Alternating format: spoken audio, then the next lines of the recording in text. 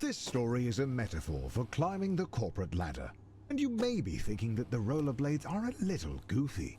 But just last year, people were selling other people's digital copies of monkeys to try and get ahead. So, rollerblades are really not that far-fetched. And who doesn't like a little speed in their life?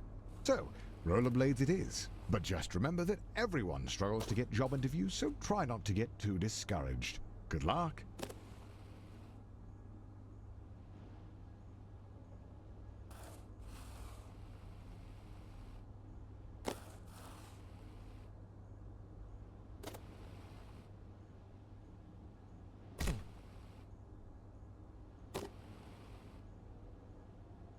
Hey, welcome to your first job interview. I know it can be a little nerve-wracking, but just relax and do your best. You're sure to get the job.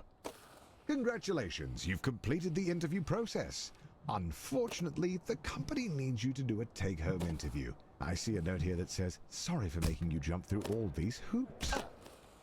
Oh, yeah. So the company just needs one more interview. The note here says, "Last one, we promise." And to ignore the hoops on fire. That's just a technical bug in their hiring system. There it is, the offer letter. You grab the letter and read it out loud. We regret to inform you that the role has been filled.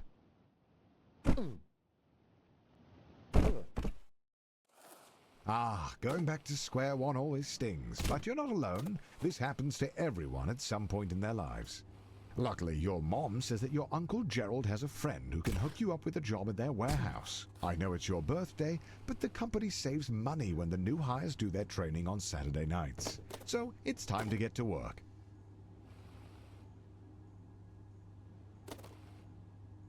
Congratulations on completing your training.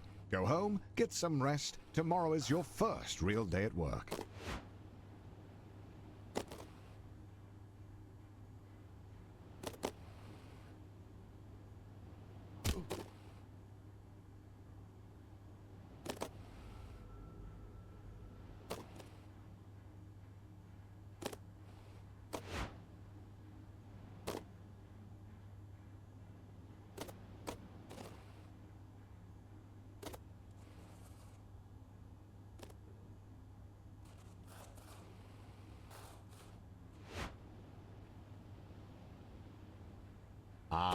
So rumor has it that corporate spent all of their money on fighting Ted's injury lawsuit. So they've thrown you a pizza party instead, which, according to your boss, is arguably better. But don't worry, a manager's position has opened up, and that comes with a pay raise.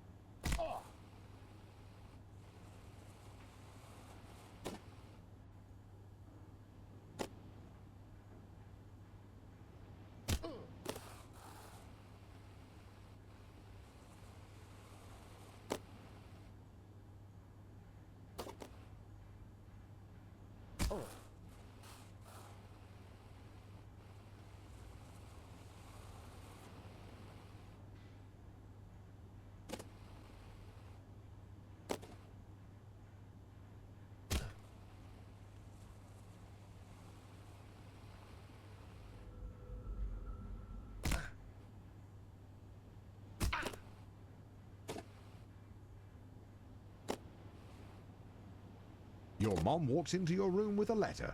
You got the job. Tomorrow is your first day as an unpaid intern. What an honor.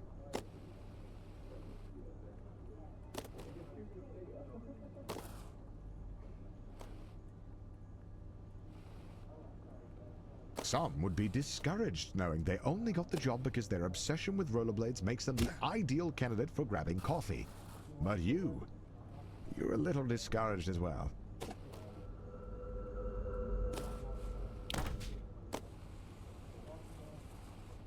Congratulations, you've finished training. Now the real work begins. Your boss Bill has his office on the first floor and seems like a really nice guy. Great taste in coffee too. Hopefully you can really impress him with your grind set.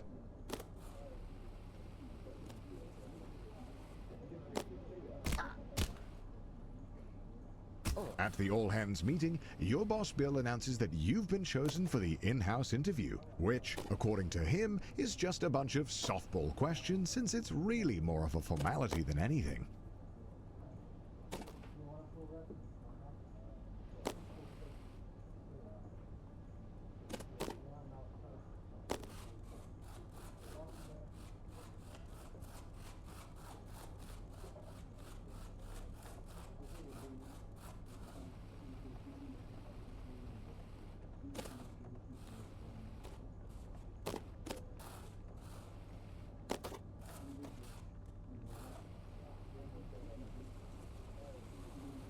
You did it! The job is yours. And as you watch the other interns get fired one by one, you can start to taste the prestige of being a junior financial analyst.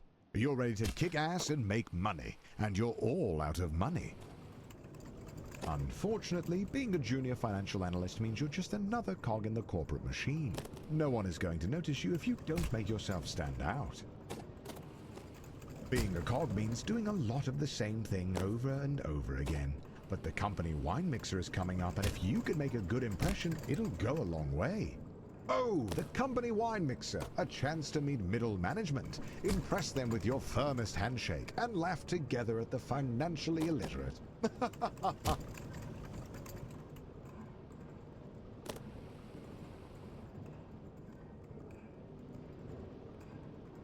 After spinning your wheels for a year, you finally get invited to the company mixer. Rubbing shoulders with middle management has you inspired. You want to be one of them.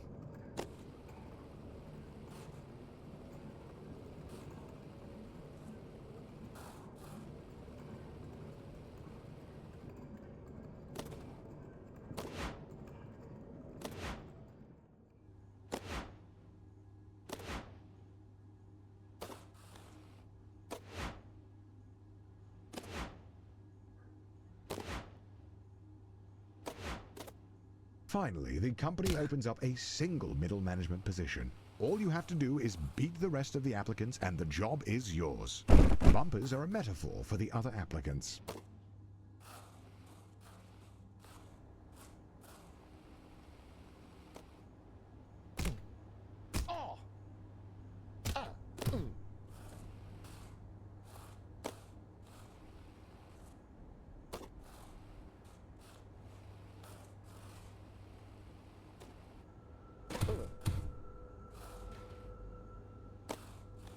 The second round of interviews cuts out 90% of the applicants. The herd has been thinned out, and you're still standing strong. Wait, somehow Ted is in the running? When did he get a job here? It doesn't matter. Just stay focused and get that job.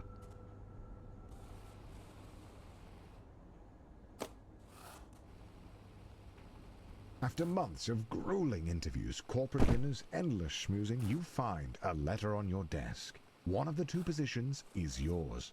They created another position for Ted. His uncle is a VP. The prestige of middle management. You're assigned a team of juniors, a huge pay raise, and your own office with a view. Not that office. Don't be ridiculous. Oh, and by the way, if your team's earnings drop to the bottom 30%, you'll be fired. Welcome to middle management. No one really knows what you do here, and in fact, no one really knows how to get promoted. Progressing at this stage of your career feels like a confusing maze with no clear path forward.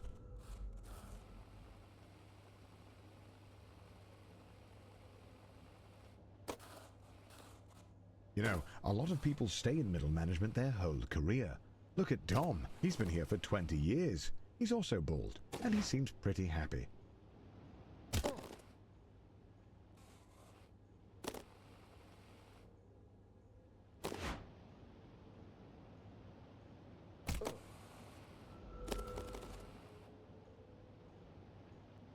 You ask your boss about career advancement, but he tells you that with the current budget, you'll have to put a pin in it until after they can get their ducks in a row trying to accelerate profits and maximize shareholder value in the long term.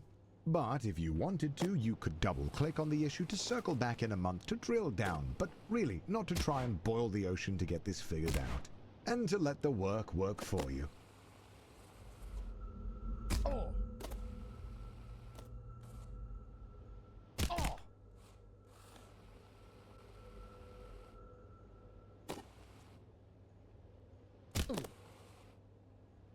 He calls you with a job offer, but you have to decide right now.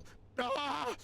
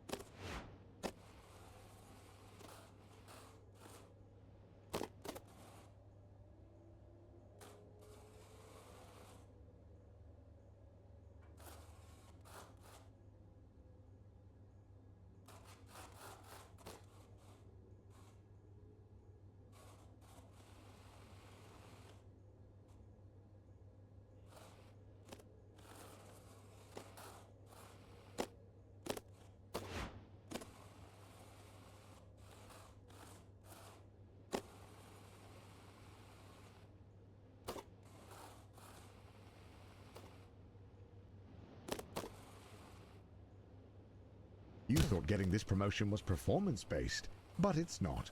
Ted writes one viral tweet that all the Gen Z kids like, and now he's a department head.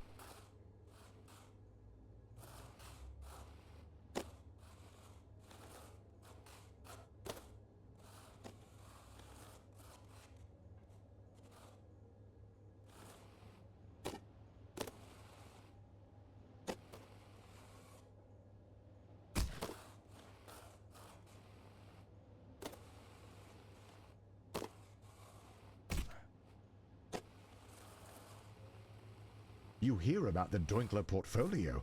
2 VPs have used their insider trading knowledge to invest a ton of money into it, but it hasn't taken off.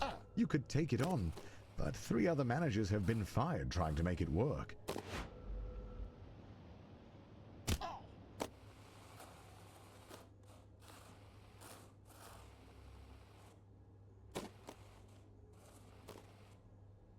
You are desperate to become a department head and decide to take on the Doinkler portfolio. If you pull it off, you'll secure 2 votes from the board. If you don't, you'll be fired.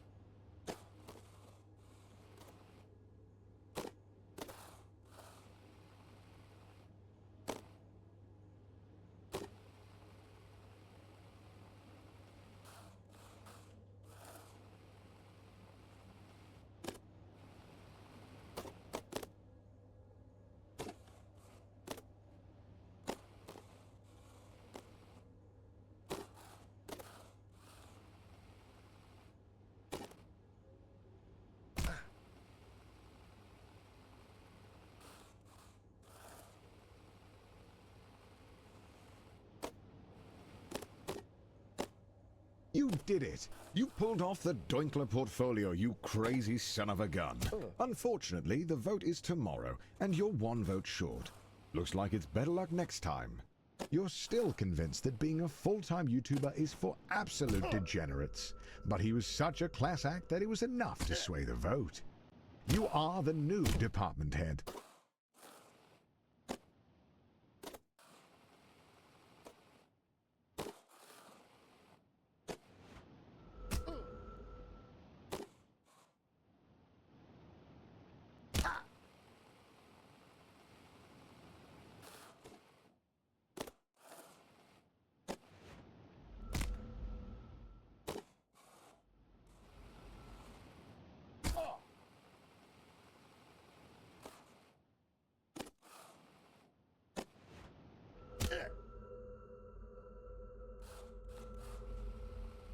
Welcome to upper management. You're making more money than you could ever have dreamed of. You drive a fancy car, fancy blades, fancy suit, but if you thought that you would be working less, you'd be wrong. If you aren't constantly pushing ahead, you're likely to fall.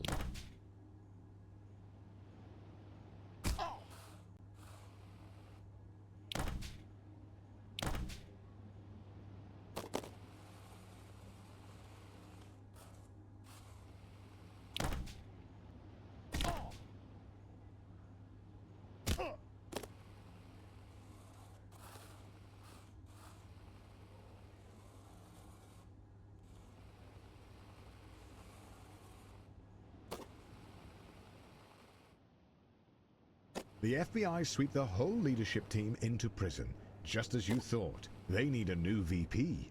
And as the first candidate to apply without a criminal record, you're instantly chosen. They don't even look at your resume.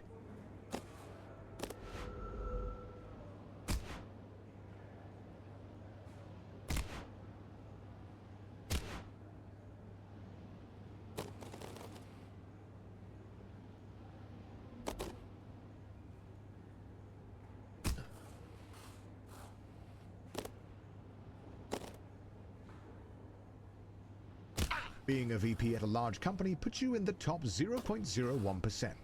But it's not enough. The goal is and has always been to be CEO. You have no idea how, but all you know is that you need to keep grinding.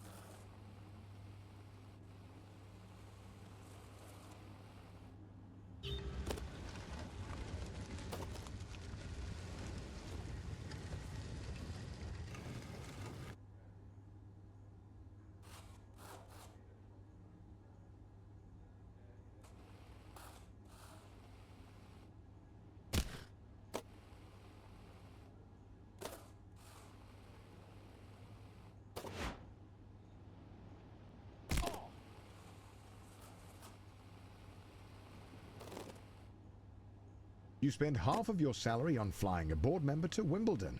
They don't even like tennis, but they like being schmoozed. And you like how that helps your chances at being CEO.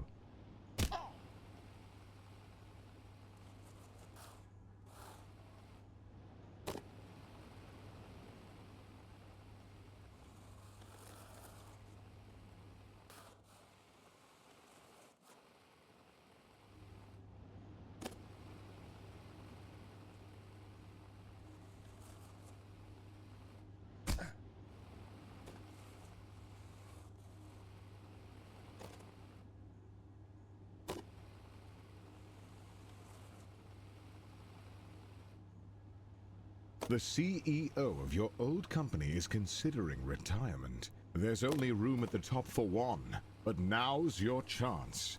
You got this.